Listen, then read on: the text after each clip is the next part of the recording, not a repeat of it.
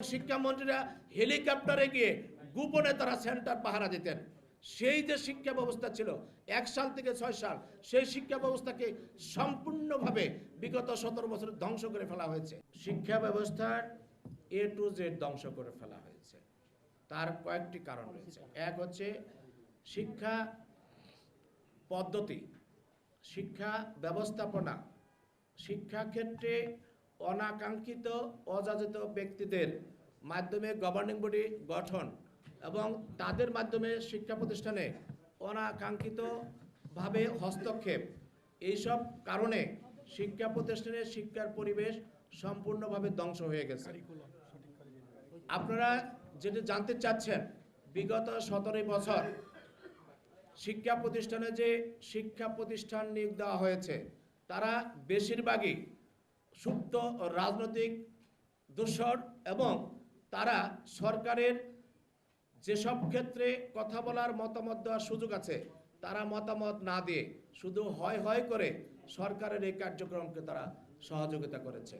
আপনারা খোঁজ নিয়ে দেখবেন বিগত সময়কালে আমরা বহু শিক্ষক অধ্যাপক মণ্ডলী অধ্যক্ষ প্রধান শিক্ষক নিয়োগে প্রথম স্থান অর্জন করার সত্ত্বেও তাদেরকে নিয়োগ প্রদান করা হয় নাই, যে কারণে যাদেরকে নিয়োগ প্রদান করা হয়েছে তারা মেরুদণ্ডহীন ভূমিকায় অবতীর্ণ হয়েছে।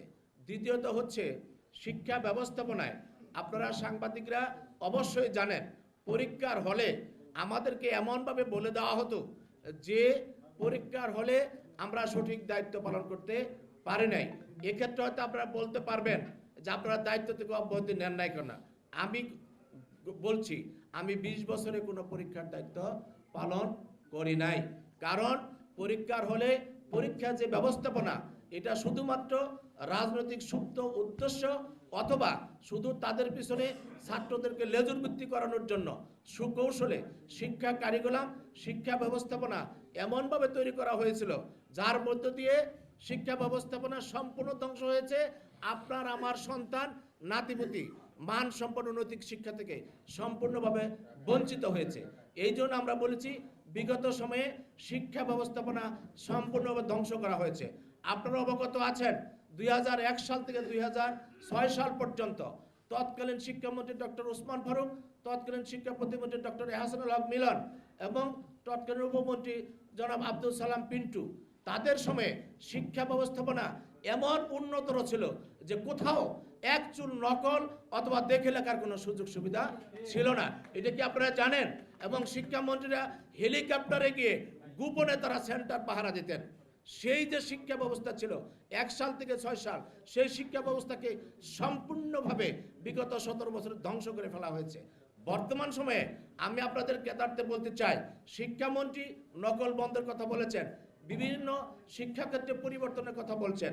ওই সময়কালে যারা নিয়োগপ্রাপ্ত, যারা সুপ্ত রাজনৈতিক দোসর, তারা কূট কৌশলের মাধ্যমে শিক্ষামন্ত্রীর এইসব বক্তব্যগুলোকে এমন ভাইরাল করার চেষ্টা করা হচ্ছে যাতে শিক্ষাক্ষেত্রে নকল মুক্তভাবে শিক্ষার পরিবেশ তৈরি করতে শিক্ষামন্ত্রী তৈরি করতে না পারেন, তার কূট কৌশলও তারা অবলম্বন করছে। এই জন্য আমি ওই 2001 সাল থেকে 6 সাল এবং বর্তমান সময়ের কথা বলছি এবং বিগত সময়ের যে কথা বলেছি আপনারা সেগুলো যাচাই করে দেখবেন যে বিগত সময়ে প্রকৃতপক্ষেই শিক্ষাকে ধ্বংস করা হয়েছে।